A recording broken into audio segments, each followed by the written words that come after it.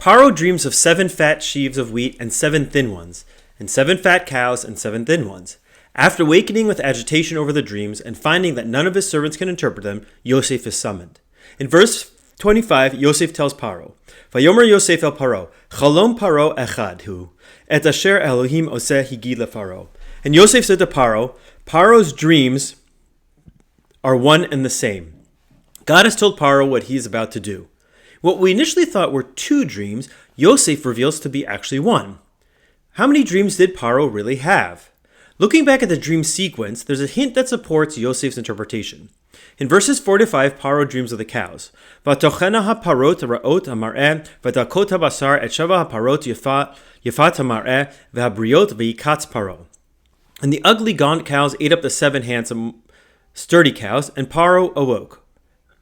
Then in verse 5, Vayishan, Vaychalom Shenit, V'hinei Sheva Shibolim Olot B'kaneh Echad B'riot V'tovot. He fell asleep and dreamed Shenit, a second time or again.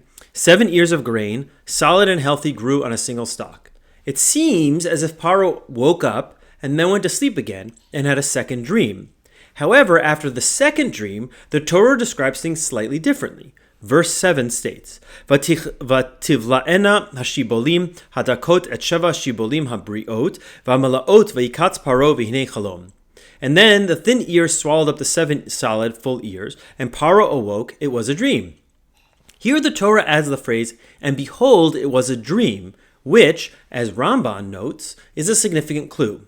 Ramban explains that the phrase implies that Paro only truly recognized he had been dreaming after the second vision, suggesting that the 2 episodes were not separate dreams, but rather 2 parts of a single, continuous prophetic experience.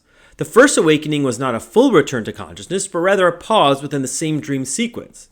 Thus, Yosef's statement that Paro's dreams are one is not merely an interpretive move, it reflects the deeper truth that both visions are components of a unified divine message. The idea is reinforced in verse 32 when Yosef says, V'alasheinot hachalom el Paro pamayim, ki nachon hadavar me'im Elohim, u'memeher Elohim lasoto.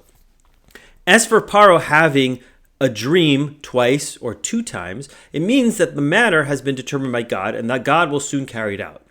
Ramban emphasizes that the repetition is not about 2 distinct dreams, but rather a doubling within one dream to underscore its certainty and immediacy.